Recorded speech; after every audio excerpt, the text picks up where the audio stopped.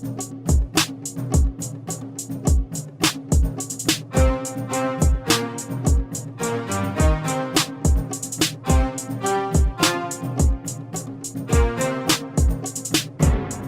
listening to Rookie Pirate Radio, the official anime and manga podcast for InBetweenDrafts.com. I'm John Negroni. And I'm Travis Hymas. And today we're doing a manga recap of One Piece chapter 1094, titled Five Elders, Godhead of Science and Defense, Saint J. Garcia Saturn. And honestly, Travis, I should start referring to you as the Godhead of Science and One Piece Theory Defense. Or, you know what? Actually, even better, the Podhead. Oh, that's good. I like that. You're like, that's a little bit too close to my actual high school nickname. That's my. Oh, it's like one letter away. Oh boy, do not even get me started on that. As usual, we're going to be discussing spoilers for the One Piece manga up until this chapter. You know the drill. So if you have not yet read chapter 1094, be sure to do so now for free on the Viz websites or the Shonen Jump app. Linked in the show notes as always. And remember, all new One Piece chapters, they're going to be available to read for free up to 3 weeks after their official release. So you have some time. Or whenever you want. You can just read them all whenever, which you should if you have the time, which you probably don't. But you just have to be subscribed to Shonen Jump. We recommend that you do that. Travis, I know you're excited to talk about a new chapter of One Piece, and I know sometimes like we finish the episodes, we talk about One Piece for an hour or so, and then you get all sad because you're like, well, I want to know what other people think of One Piece. I'm tired of like only hearing John's opinion. It's always wrong. And so like, I don't know, Travis, I feel a little bit bad. I wanted to point that out. I don't have a solution. Like I don't have any sort of thing that I can tell you about that would, bring you into a community of One Piece fans and listeners of this podcast. Cause like, obviously that doesn't exist. Well, John, I'm going to forgive you this week for once, just because the sheer hype levels of this chapter have clearly wiped your memory. Left you with a little bit in a good mood. The mind wipe is forgivable. You found yourself in some sort of magic space blood induced other reality where you didn't know that we have an email address. We're rich enough? I didn't know we were loaded. Yeah, we are raking in the deep state money, and it's allowed us to afford a single free email address. And would you like to know what that email address is? I mean, honestly, I'm still trying to recover from it because because that would mean that people can email us using this email address whenever they want with all their own One Piece speculations and theories. Absolutely. They can email us and say, hey, you can't actually call him the podhead of theories because he ate a big fat L last week. That kind of email. Well, Travis, the only problem is that like no one's ever going to remember our email. It's not like it's tied to the name of the show. Oh, but it totally is. In fact, it's rookiepirateradio@gmail.com. I didn't hear that. I zoned out. Oh, you did. I saw it right there. You just your eyes glazed over. I'm going to say it one more time. It's rookiepirateradio@gmail.com.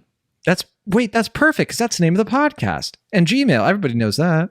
Yeah, it's pretty easy. We don't have to like encode it on stone poneglyphs, hopefully. Well, I want to message you, Travis, and tell you how much I appreciate that. But I don't know how to use text messages, and it's not like I have any way to contact you or talk to you about One Piece anywhere else. Man, Travis, I just keep running into all these tech problems. All of these problems. That mind wipe really, really got you this week. But don't worry, there's a new type of thing. It's called a Discord server, and you might remember. When you were in high school and you were cool, you could just go into like the lunchroom or a classroom with your many, many friends that you had. That's the surface of being cool. It's been such a long time. Right. And you go in there and you would just have conversations with everybody and everybody was just talking to each other and sometimes over each other. That's basically what a Discord server is when it's cool. Sounds like Slack, but for people who are under 30. I'm so glad some of the editors for our site do not listen to this show. Hey, I say that as someone who turns 33 in less than a week. Yeah, I feel you, man, Travis. I don't have time for your Discord service. Is it like the AOL Instant Messenger? but you will, because this is the In Between Drafts Discord server that is shockingly linked in the show notes, even though you didn't know it existed. But there you can have all the conversations with us and the other members of this community as much as you want about One Piece theories and One Piece in general, for those who you don't want to spoil.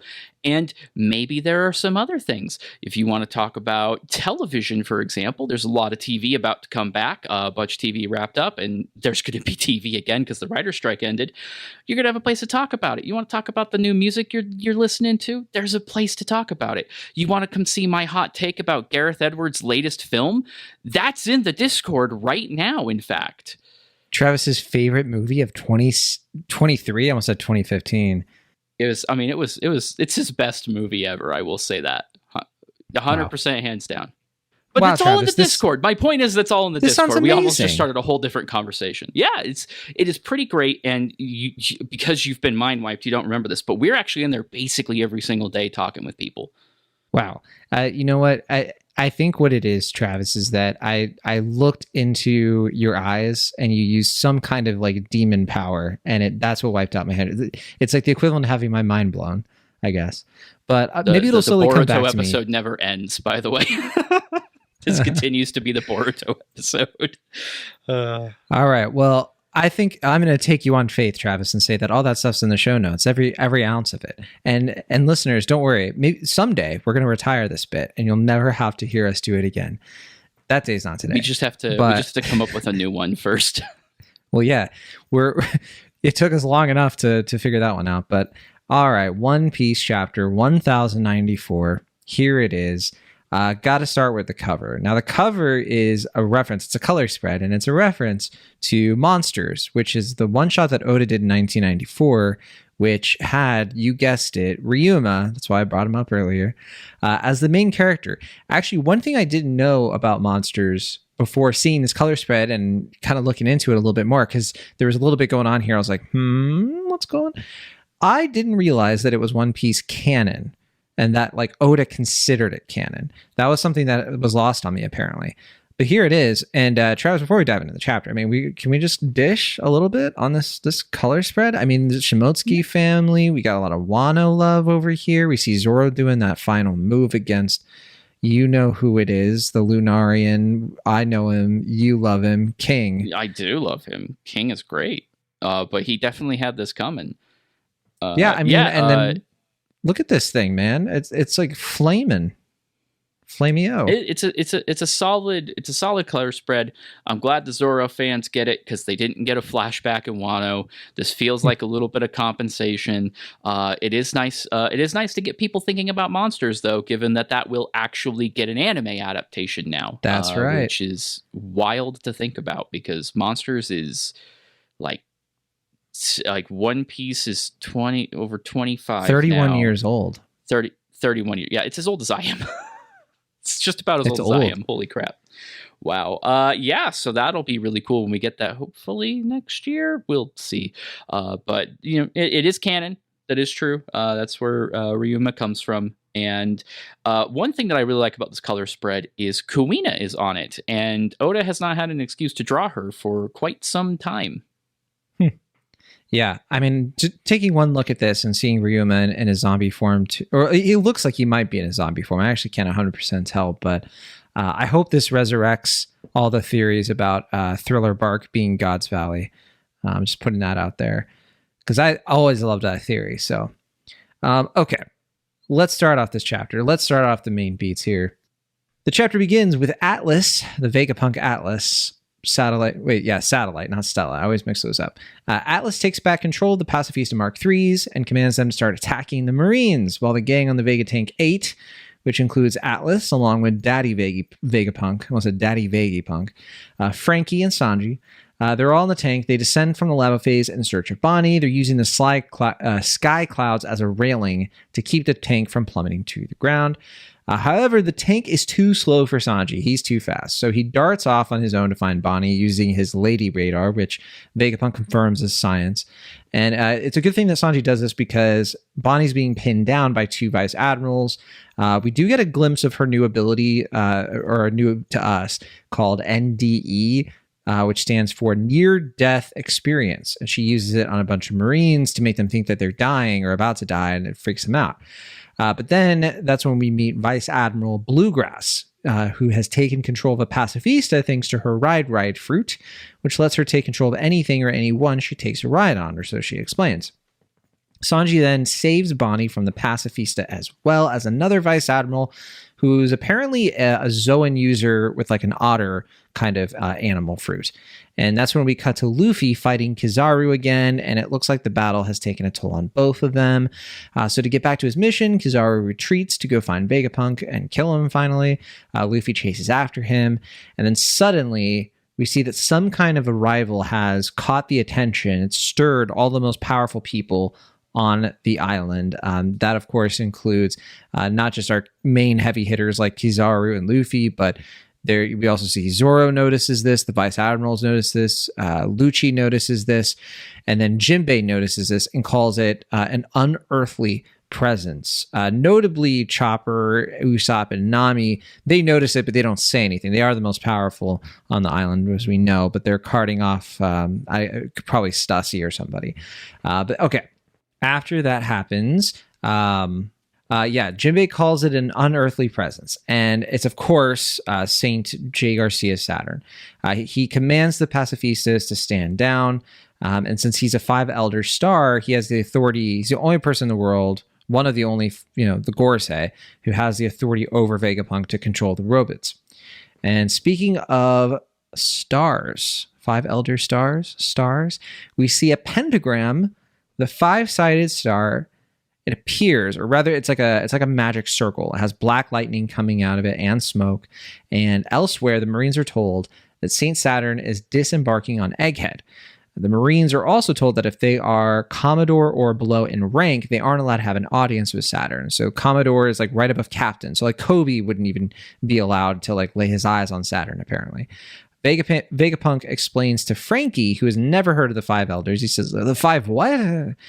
He says that they're the highest authority in the world, though it is notable that Sanji just kind of moves on from this, doesn't even seem surprised. So just putting that out there.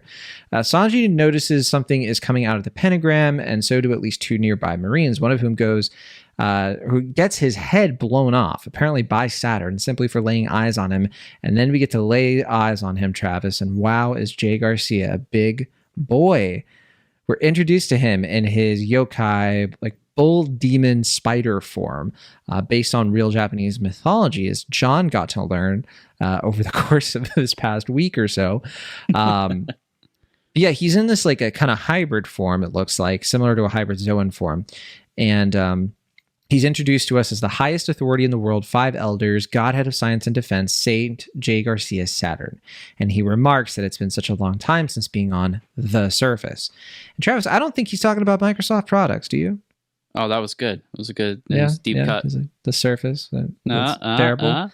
Meanwhile, and wow, just honestly, this chapter is utter chaos. Kizaru shows up out of nowhere, blasts the sky clouds that the Vega tank was arriving on, sends the Vega tank flying down to the ground. It crashes. It looks like Kizaru was aiming for the Vega tank and missed, kind of like hinting that he really is like getting tired, apparently. But Luffy catches up to him. Luffy uses his star gun move, which reminds me of the one he used against Kaido, the one that made Kaido like see stars. He sends a punch into Kizaru's head, and it's like Kizaru's head turns into rubber as well. And then reaching his limit, Luffy falls to the ground. Looks like he's deflating after sending Kizaru right into a building. Hopefully, Kizaru's down for the count, because then Saturn sees all of this happen. Notices Luffy, like recognizes Nika and refers to him as Nika. And then we quickly see Saturn standing over Frankie as he's helping up Vegapunk after the crash. We also see Atlas, Sanji, and Bonnie all regrouping. Vegapunk then calls him Saint Saturn, and that reveals to Bonnie, because Bonnie didn't know she was referring to before. It's like, what is that thing? But then Vegapunk calls him Saint Saturn. Bonnie is just like, oh, I know who this is. It triggers a voiceover flashback in Bonnie's head. And so we get like a few more cryptic clues over to like what happened to Kuma, Bonnie's father. And then apparently she just like pulls a katana out of nowhere, and then plunges it right into Saint Saturn's chest, finishing up this chapter. No break next week, except for maybe all of Bonnie's bones. Can I say how ironic is it too that like Bonnie did that when like her like introduction was like never attack a celestial dragon, Zoro. So how amazing would it be, Travis, if like Zoro came over, interrupted his Lucci fight and was like, "Hey, what are you doing? That was my sword." It's one of those ironic parallel kind of things, right? That like now she's running on instinct, presumably because of what she learned overnight. But yeah, it's kind of funny. It's just funny. She's just like, "Oh, here's the first sword that I see on the ground. Let's do a dumb thing." Because even if it wasn't a celestial dragon, look at this guy. Look at him. She just stabs him like that's gonna do a thing. Come on. He appears to be in an awakened form, which I didn't mention. He has all the hallmarks of it. He has the kind of divinity wreath. We should probably start with that conversation then. The big cow spider in the room. The big elephant spider, well, bull spider, whatever. But no, I remember when I first read this, and it was hard to read. This is one of the harder ones to read in Japanese because the kanji is so specific, and I didn't know like hardly any of it. But I was able to look into it, and I did my research, Travis. I trusted the science of defense, and I gotta say, like do you remember like how unhinged I was when I was messaging you on Slack and obviously not spoiling anything for you? Well, yeah, you did that, and then when I did get to read it and I messaged you back, I understood. I was like, oh my god. One of these days I'm just gonna be like, yeah, Travis, sorry, this chapter wasn't hype. What are you gonna do? Like that, they can't all be winners. And then it's gonna end up being like, Shanks's dad, is dating Robin. Like it's gonna be something crazy. Just something genuinely unhinged. I mean, oh my goodness. Okay, so they just introduced the Gorosei forms not that long ago. We did an episode talking about them. We saw their silhouettes. All the things we talked about, what they could be. I don't think we talked about yokai at all. No, it was never brought up. And yet the second his visage is in that panel, it all clicked. Of course they're yokai. It makes perfect sense. It makes the most sense. It should have been a slam dunk prediction, and nope, just didn't even occur to me to think about. You think about Wano specifically, Black Maria, Orochi come to mind in particular. Even Kizaru's attacks. You think about those. Oda's been dropping hints and doing setup for this and practicing these designs for some time now. And hoo boy. Yeah. So for people who don't know, yokai is like another term. There are multiple terms for like demons and devils in Japanese. There's oni, which have been like referenced plenty of times in this story. Like we have Onigashima, right? We have, I think like at one point it was kind of posited that Kaido was kind of like an oni or some kind of like ogre oni. I forget exactly where all that stuff landed because it's still not super clear to a lot of people. But like yokai, you've seen yokai in things like Spirited Away is one of the most famous like examples if you haven't watched like a ton of anime, for instance. But like sometimes when you watch anime, you might notice like people refer to like anyone who's like non-human as a demon. Ishoku Tensei does this. And they're just kind of like folklore creatures, and they have like special. There's not like a hard and fast rule to them. So I just wanted to put that out there. That my spouse when I first showed her it, not like she didn't immediately like click in her mind. So she's like, he looks like a cryptid, and I think that's a pretty good analogy for like what yokai serve generally. A kappa is a good. A kappa is a great example of a yokai. Inuyasha, I think it like has like yokai all over it. So that's where that comes from. I think I kind of put out there, not specifically yokai, which by the way, the whole monsters thing coming up here. I see what you're doing, Oda. I see what you're cooking up. But no, like I genuinely have. When we talked about this, and maybe I need to review the tape, but I remember being like, I think they're just actual devils. Like, I think that like we're not dealing with like devil fruit users. And I think Travis, your response was like, whatever, John, by chapter 1094, I'm going to be proven. Yeah. Well, yeah, like, and that's kind of the question that you and I were positing off mic a little bit when we first talked about this over the weekend. Is it a devil fruit, or is that his real? I think it's is that the related to real devil. I think it's related to devil fruits because I think it's related to the origin of devil fruits. And like I'm still piecing this together, but I just have this idea that like we know from this arc from Egghead that the actual devil fruits, right? They come from people wanting things, like the actual manifestations of people's desires, right? And so like there has to be some kind of like force that brings that about. Now, why would they be called devil fruits though? That's the thing that kind of confuses me a little bit. It's like if there's a sea devil, is that what Emu is? Is he? Some people say he's the one who created the devil fruits. I've seen some people say maybe it was Joy Boy who created the devil fruits, and the world government calls them that. Whatever it is, I think that Emu and the Gorosei are just like a different category. Like I just think that they're like a different sort of like breed of evil that has its own abilities because there are so many races in this world. Right. And like the fact that they want to like subjugate all of them makes them like, I think, in my view, like a total summation of like the evilest, most darkest things. Well, I had heard it posited that if it is, the devil fruit theory being what it is, it's still a theory even by Vegapunk. So we're still probably missing a piece of this story.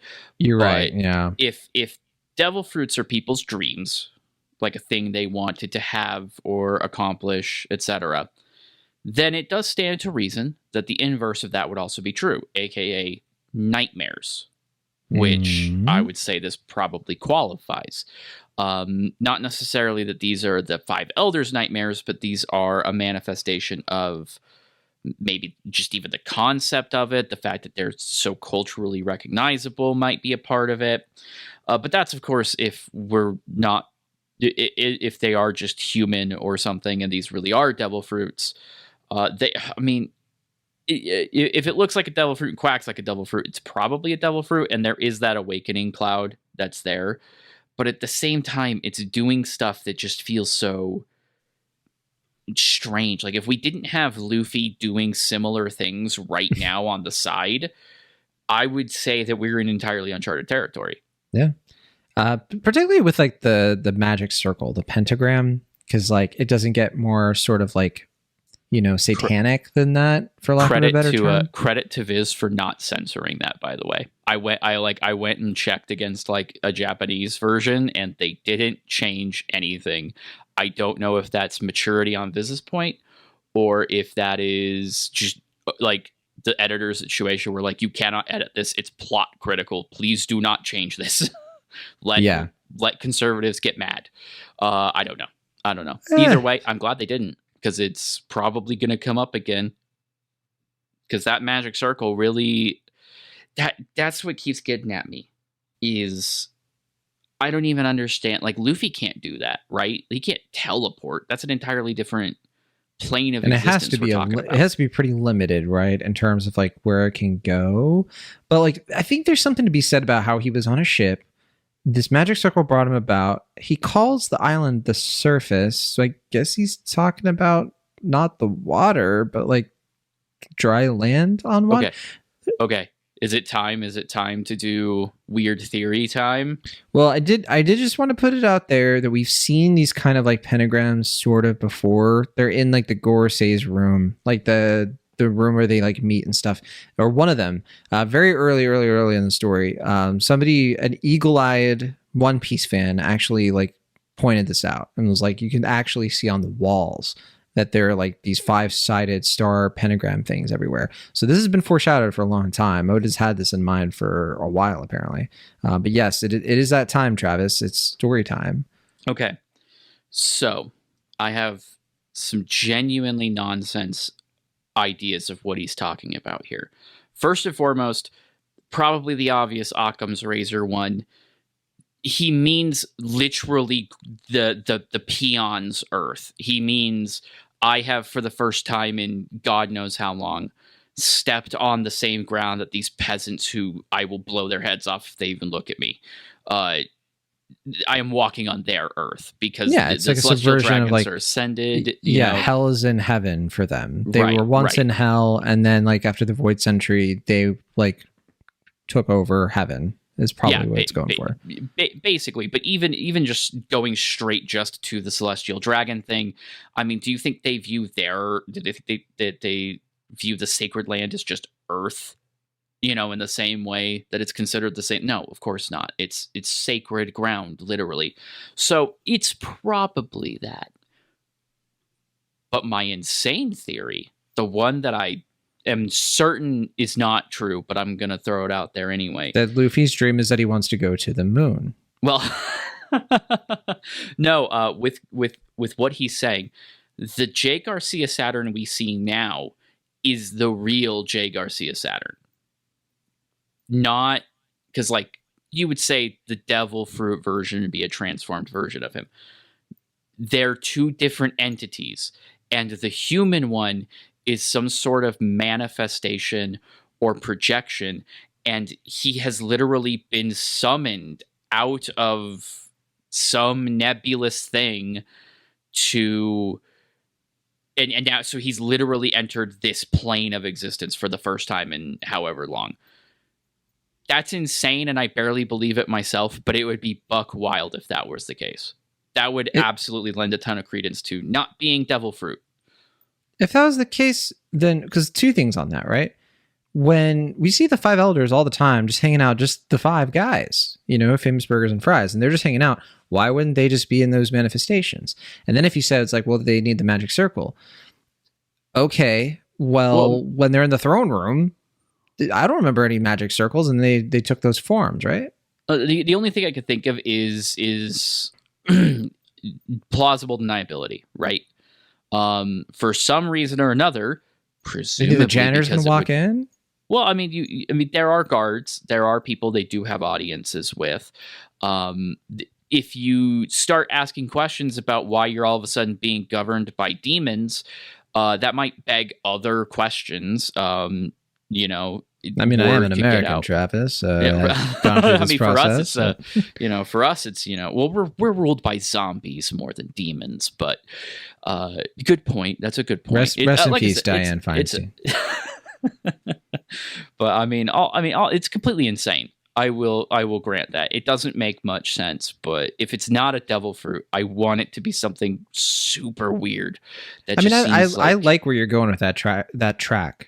Travis, this idea of like it's their real selves, because that jives with my whole thing of like it's something else. It's something related to their true selves in terms of like not really just like they took a fruit to be like this. It's like they were always like this. And I think people have been saying for a long time like that they've been around for hundreds of years. And there's a lot of evidence, a lot of implications to join that. I also I love that visual. This is just a paneling note. The paralleling, by the way, like the sky clouds and stuff of like we're talking demon-y things, but then also just like there's that one panel where you see the Vega tank going down the sky clouds, and then like the fire from the magic circle is like blowing up like underneath it. It's Oda still got it, man. I cannot wait for this to be animated. Oh, I mean, just seeing like Kizaru versus Luffy, like, and just seeing how that fight goes. Man, I have so much other stuff to talk about here too. But if we do keep it on Garcia here, just at least for one more round, I wanted to point out that I love his beard. I love that like this form makes his beard more beardy. Like that's what all like superpowers should do. I think we all agree with that. I like that it grew his cane too. It did. Yeah, it's just like larger in size. Hulk which, logic. by the way, he is a lot bigger now. And one thing we know about the ancient times, Travis, is that things were bigger back then, huh? Put that out there, because I know some people were being a little bit like, "Oh, well, the five elders can't be from the Void Century. The Void Century, everybody was giant back then, right?" Well, we don't know that for sure, right? We don't. We don't know that everyone was. It seems that's presumption. That's extrapolation. It's my presumption. But they can't all have been, right? The Lunarians were not giant. The automatons on the moon are not scaled appropriately if everybody's giant. Like we could do this all day. Everybody just really likes the Joy Boy was a giant, and I'm willing to buy into that. That seems, we've seen a very big hat, so that's pretty reasonable. Whose big hat is everybody it? Was it a demon's hat? Was it a yokai's hat, and then they lost it? I don't know. This. I mean, I guess this brings us back to Nika, doesn't it? In a way. What is Nika? You said that like you're like a youth pastor. That brings us back to the story of Christ. Some things you can't just break in your cadence. All right, it takes time. Anyway, that's a different story. But I mean, what is Nika? Like we know what people perceive him as, but if the powers of the Gorosei are tied to the very concept of devil fruits, where they come from, or how they even work, etc., etc. Would it then stand to reason that Luffy might be his devil fruit might be inhabiting not a god necessarily, but a soul default? Not necessarily a soul, but I was going to say like Nika himself is like a rebellious devil, one to a Loki type, I guess, would be maybe a good comparison. A trickster, yes, a miscreant, and what for? Yeah, more about being fun than about being what these guys are. I guess so. I mean, that would unite the crowds that are sort of like, trying to say that like Joy Boy is responsible for what happens with the devil fruits. And like, I like the idea that like Joy Boy might have like left his like the idea of reincarnated will, being left behind in a fruit could totally be a thing. I don't know. I think like the idea of like Joy Boy like losing the Void Century War or whatever, and then coming back in some other way and leaving a piece of himself behind, that fits. That's a very Oda kind of thing of like, oh, what you bring into this world, like even though you won't be here forever, you can leave something behind that will. He's doing that with his story, right?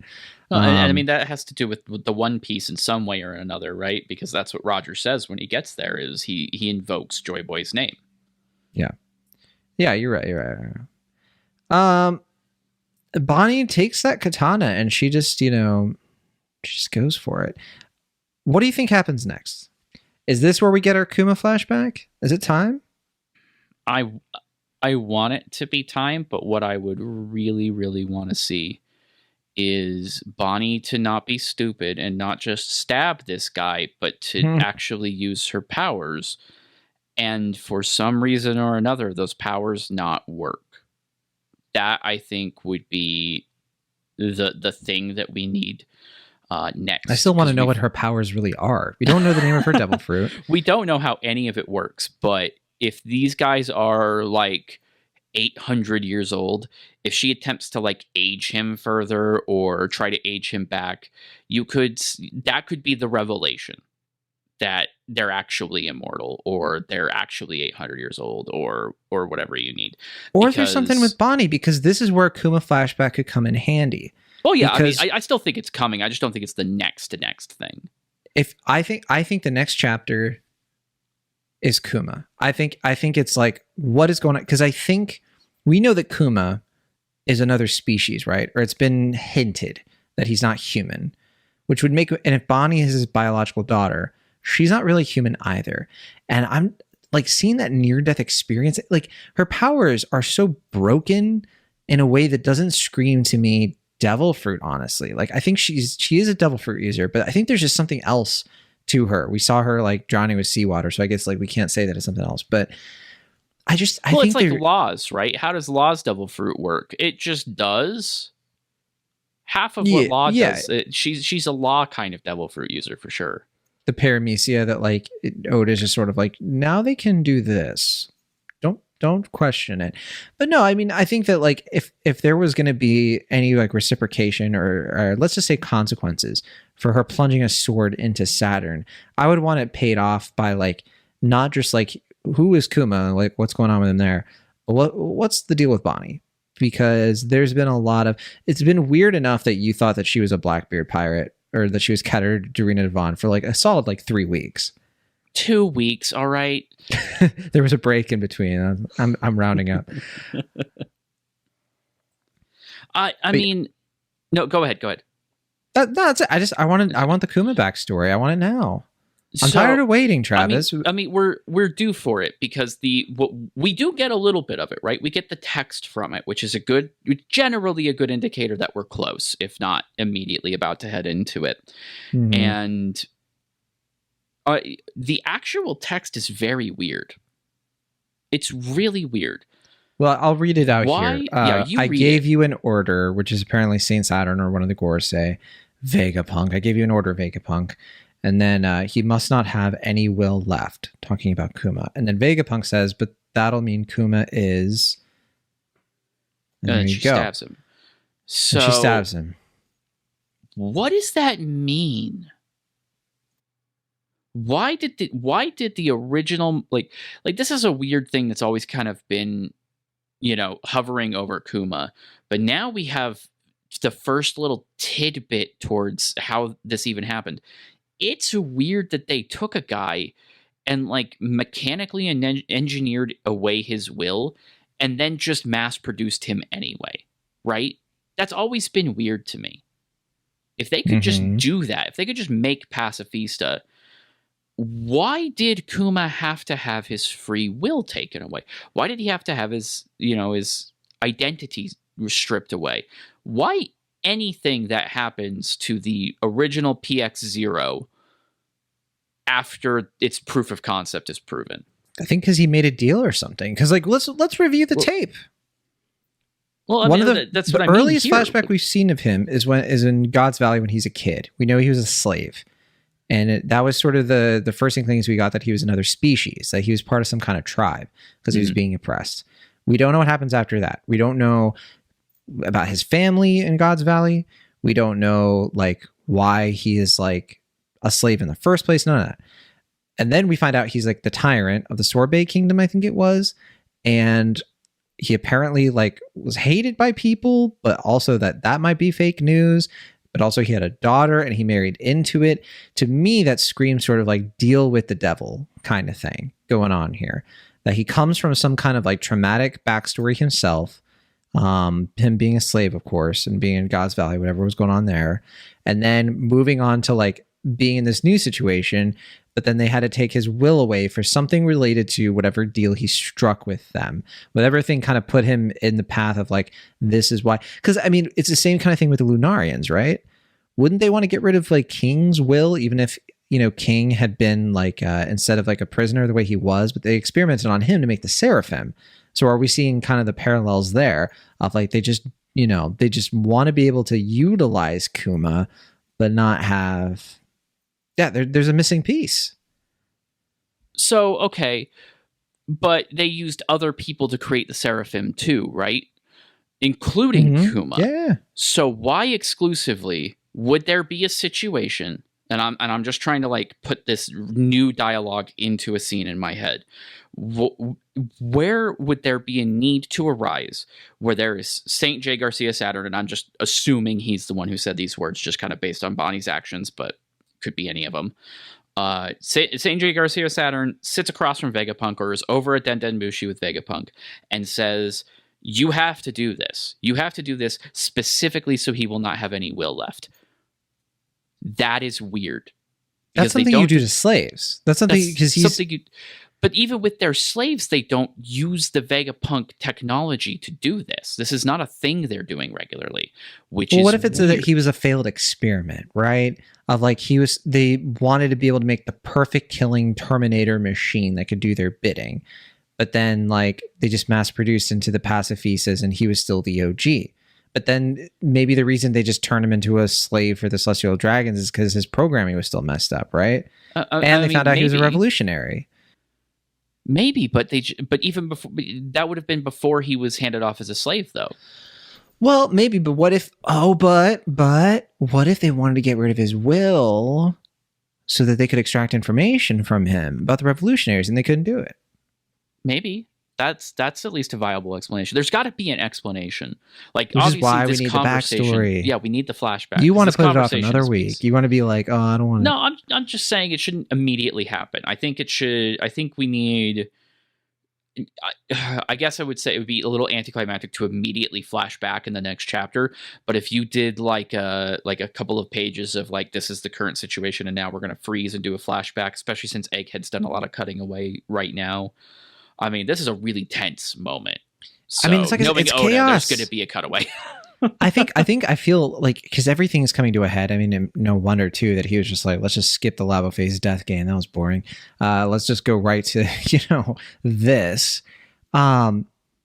Is this a Whole Cake Island situation where they just like need to get the hell out of there?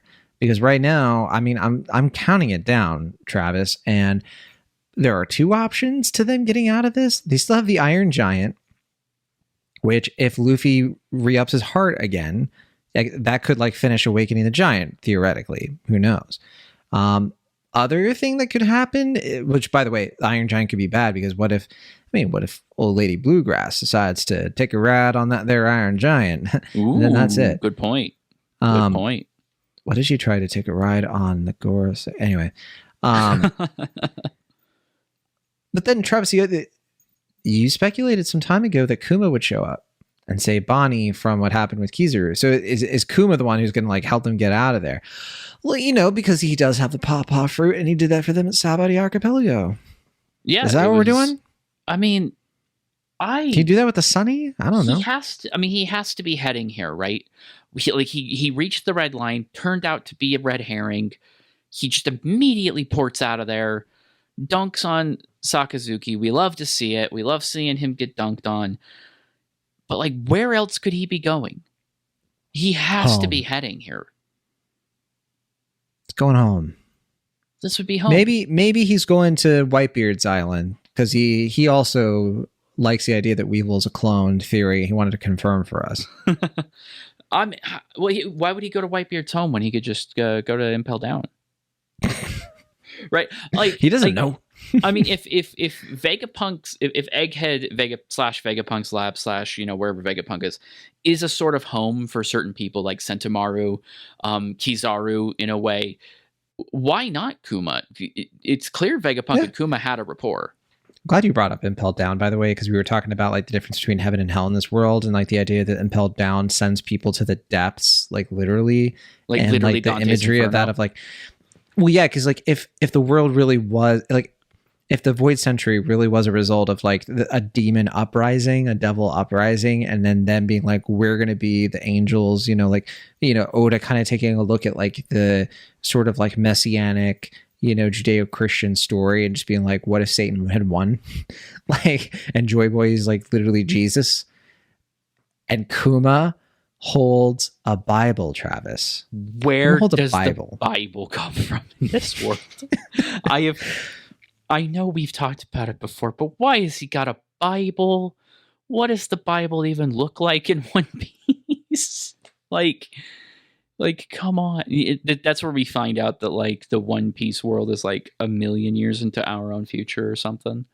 I mean, there is this feeling too of like, God's Valley, and like this idea of like it being kind of like a Middle Eastern sort of like, not a location necessarily, but this sort of like promised land or this some sort of like Babylon or something like that. I don't know. There's something there, but again, it's like, it would take probably Oda 3 more missing pieces for us to finally figure it out. Yeah.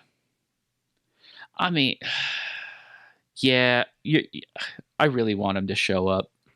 I don't even know if we even need the flashback like in its full immediately, but like he's got to be coming, right? Well, yeah, I mean, Kizaru too, we don't know if he's down for the count. Probably not, but I think that, I mean, we're seeing plenty of indications that he's wounded. He's not at 100%. There's like specific like huffing noises coming out of him. We see that he has like visible like battle injuries. And it looks like he looks pretty genuinely perturbed by that like punch that Luffy sends into him. Yeah. What are you thinking with the Kizaru of it all? I don't think he's down for the count, if only because that would be a shame, honestly. But I think he's kind of thinking he's bitten off more than he could chew. He's going to have to take this more seriously. That the option of a Logia awakening is still, I think, 100% on the table. If he can. If he can. What if Kizaru just isn't the kind of person who can awaken their devil fruit? And that's what really separates him from Akainu and Kuzan. What I would like about that is that it would really show us that like Luffy isn't quite like, if he's having this much trouble with Kizaru, you know, Kizaru, who, to be fair, Luffy went in with a disadvantage, not being at 100%, Kizaru was. I mean, basically, Sentomaru maybe brought him down to like 99.5. Yeah, I just like the idea of like setting that apart so that those two characters don't seem weaker. You know, I could see that being reasonable. Either way, I think a lesson we've learned here is that Gear 5th seems to be more like a muscle, and like Luffy is going to have to actually work with it. It's not going to be a thing that he can just turn on and yeah, this is not going to be a silver bullet, which is good. You know, it's important for something so weird to be kind of not necessarily kept on a leash, but leveraged accordingly, is to not like completely break the story into, because a lot of people have been saying like, oh, he could just go Gear 5th, you know, fights don't matter anymore. Clearly they do. They do. I just wish we could see more of Luffy's downtime in between the arcs, because like we know that he does sort of sit around thinking about this stuff. We just never see it. Well, it's because if you went into Luffy's head, it wouldn't be like Inside Out. It would be like an empty warehouse. An empty warehouse. Maybe there's one guy in there punching a punching bag over and over again, and that's about it.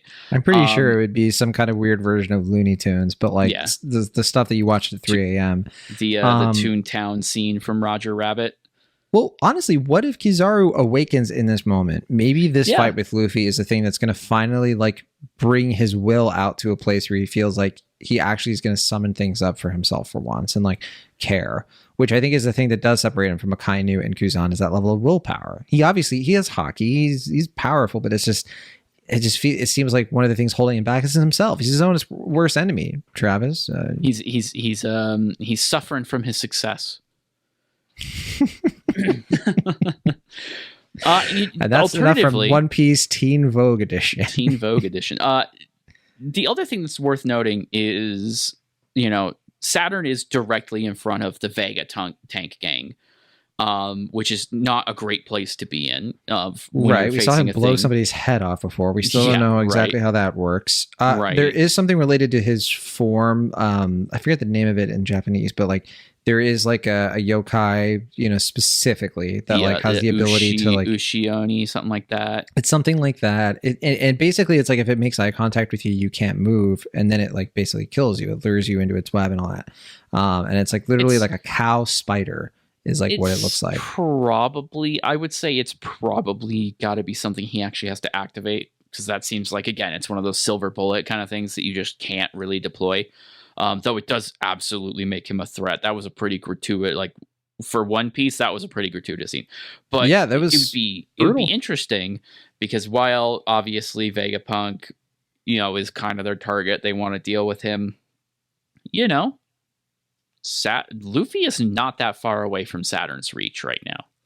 Yeah. Do you think something's going to happen? I think it would be interesting if, unlike other arcs, because we've had this a little bit, and we've mentioned it before, over the course of the past few arcs and sagas, there's always this bit where Luffy runs out of hockey, runs out of energy, runs out of gas, and we get a little bit of a rinky-dink sequence where somebody has to give him food, or he has to go running, and sometimes it's good, sometimes it's a Caribou Ex Machina.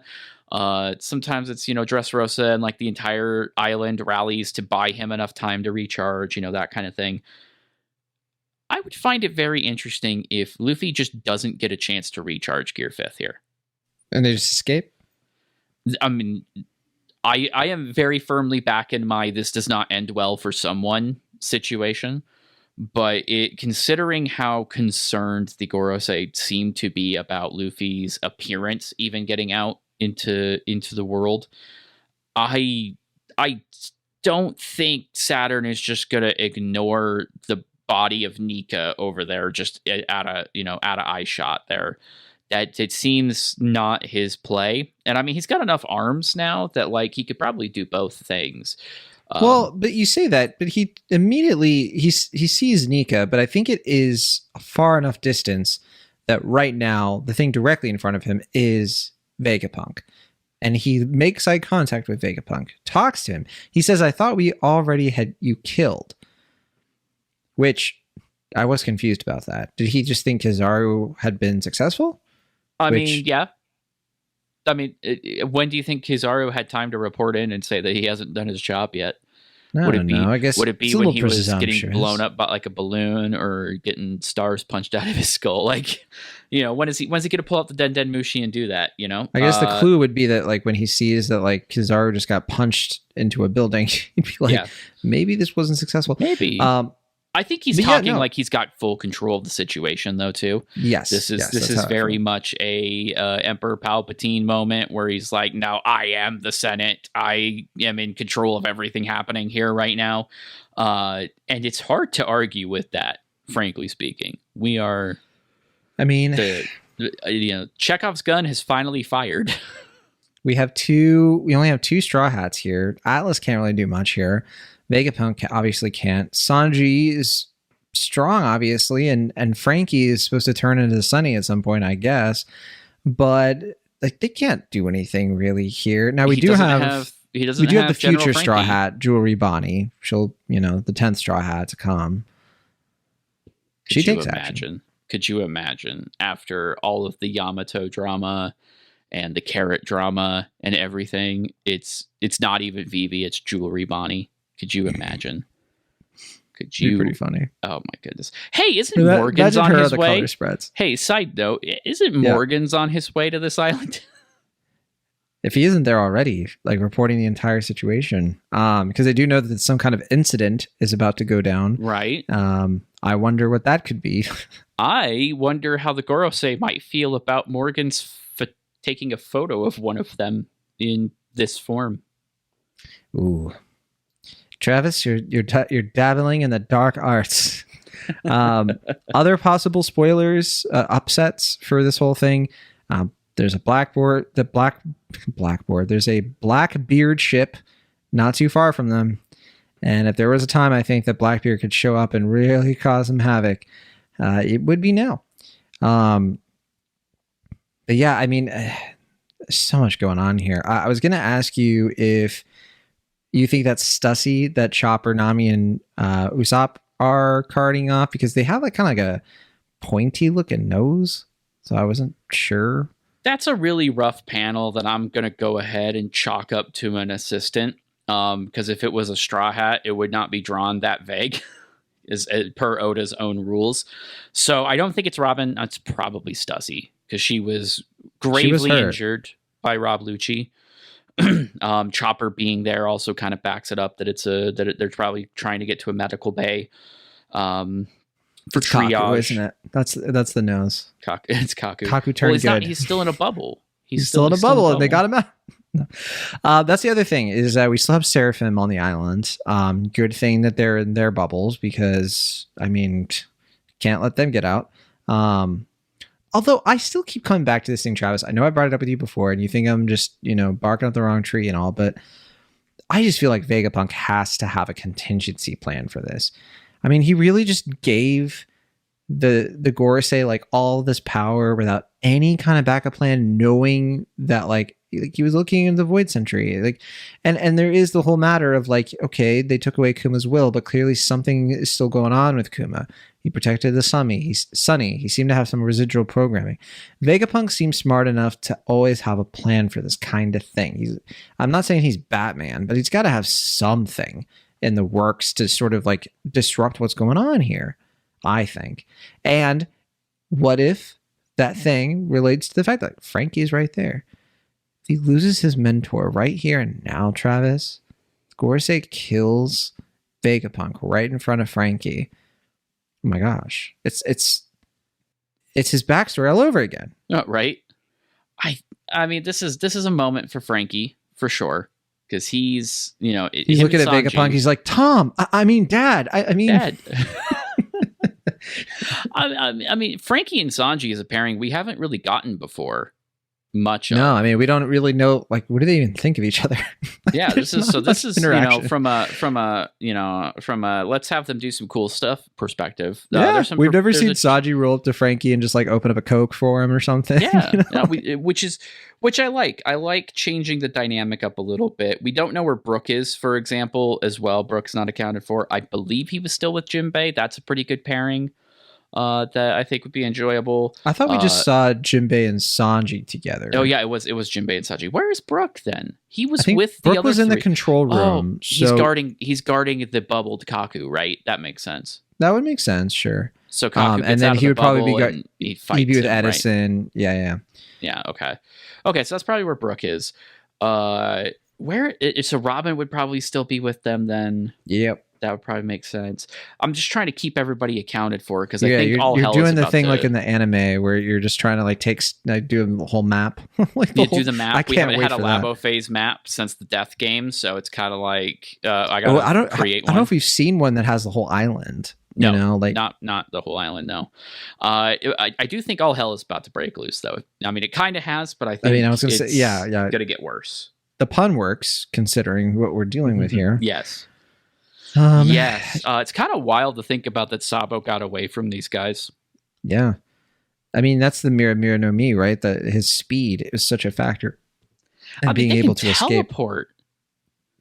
escape. I think there's got to be limits. Which again means they don't want to be seen in that form. Is the only thing that I can think of. But like, I could see it being a thing where like they need somebody to draw or set up the circle for it to work, because otherwise it's too broken, and it wasn't announced. So I could see it being like, oh, somebody summoned him, like either a vice admiral or whatever. I don't know. Yeah, we got a lot of, we got a lot to work with here. He gives the pacifista command without being summoned, notably. What do you mean? So like before the circle appears, before he comes out of the circle, he's already issued the command to the pacifistas. That's true. So he does it from the ships. It seems like he does it from the ships based on like the action lines that like he took the form on the ship and then teleported over, which again might suggest Devil Fruit because you don't want to try to walk across the sea like that, I guess. But that's kind of what I'm gathering from that panel is like he sent that energy, from the ship, which, again, another thing that's notable is we know they for sense sure his presence before they sense his presence now. Notably, when he takes that form. Everybody was debating like, oh, what's that menacing presence Luffy sensed before? Is it Garcia Saturn? Is it Kizaru? Is it somebody else? Is it, the Blackbeard pirates? It was Kizaru, clearly, because now all of them are sensing it. So again, Occam's razor, sometimes it really is just that obvious, but he takes that form and now he's menacing. Now he's giving off that aura. He's either really, really good at hiding it, or there's something else about these powers that we are just not grasping yet. Yeah, I think that's right. And so that means that like using the magic circle isn't what turned him into that creature, which I think we already surmised, but okay, fine. I do want to bring up the vice admirals. I know we already kind of mentioned Bluegrass. I like the otter guy. I like his like little otter attack, otter hammer. I think it's really cool. I want to see him. That like in the middle of all this esoteric, weird, mythical stuff, Oda is still like also going, I want to draw an otter man. I haven't drawn an otter man. An otter man sounds fun. Let's do that. Let's squeeze him in there somewhere with the little shells. You have Hibari's grandmother, Bluegrass. I mean, come on. I hate that they called her. I hate that they called her a rider or not a rider, a driver with the ride fruit. With the ride fruit. Come on, 14-year-olds read this manga. Come on, like you expect them to not make a bunch of terrible jokes. Call me a ride person, or like they do that stuff all the time. And then this one time they use the proper noun. Come on. Ride. Pilot would have even been more fun because you could pretend they're all she does is drive mecha. That'd be more wholesome, yeah. It would be more fun. Like I think that's a translation thing. Side note, I think that's just they went with the proper noun more than Oda did. Sanji has it together in this chapter. He sees Bonnie, saves her, and he doesn't have hearts everywhere. He doesn't have a bloody nose. He's not being an extra. He's just getting the job done. I mean, what is this? This is post-Wano Sanji, man. This is the Sanji who, first we had Whole Cake Island that basically put all of his life in perspective. Then we had the third act of Wano, which basically gave him a literal identity crisis and subsequent breakdown, where for a moment he thought that he would have to have Zoro kill him because he was going to become something he didn't want to become. And like at the tail end of that, he found himself. Like he wasn't a monster, that he could be what the crew needed without giving himself up. And so this is a Sanji who has been through these character arcs and is now starting to show that. And like clearly he's still good old horn dog Sanji. I've got radar for hot ladies who have, butt shots in the next panel, in the next panel. But he can right? he's a little bit better about getting serious now. Yeah. You can see him actually fighting a woman. Even more capable. I think he's become even more capable because he's gone through it. Same with Zoro though too. Zoro has literally been through hell, in his own way, in his own challenging way. And so now he's willing to go toes with somebody that before he would have left to the captain. Like he takes that role now more seriously. I think, this is an Emperor's crew. We're starting to see them come together. Again, I'll point you to the last chapter. Kizaru sneaks back into the control room. Yeah. The 4 people in that room who were probably the least qualified to take on an admiral of the entire crew, and they drew their weapons anyway. They did what they needed to do. This is an Emperor's crew. Yeah. This is probably, and I know I kind of already set this up for you last week, but when I had read this, I was like, honestly, this is one of my favorite chapters in the whole arc, especially like. Even if we're just narrowing it to stuff happening on Egghead, this is a really good chapter. We didn't really give it brass tacks, but like, it's got everything. It's like, it's not even the longest chapter or anything. It's long. It's 19 pages. But like, we get the Luffy Kizaru stuff. You get so much packed in here. You get all these character moments. You get this huge reveal, all this action, all this character growth in subtle ways.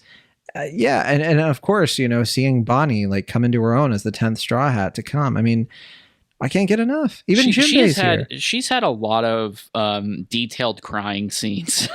You keep bringing it up, and I swear you're going to manifest it. And like I said, there will be riots. The people will actually. And Oda's going to give an interview. He's like, I wasn't going to make her the 10th Straw Hat, but there's this podcast called Rookie Pirate Radio. Wait, Rookie Pirate what? That's Rookie Pirate Radio at gmail.com. And I don't know. He talked me into it. And all this in Japanese. Actually, you know what? No, Otis starts speaking in English just to like mess with everyone. But he's still using the prop phone from the show that they gave him. Like, there's no way he's not going to just continue to make appearances exclusively through that thing now. Like, why would you not? We've gone way over though, and I think that's understandable considering just all of this. I think I went through everything that I wanted to talk about. What about you though? Well, I'm thinking about one final thing since we just briefly mentioned Bonnie. Another potential good place for her to end up, if she doesn't join the crew, is the Revolutionaries.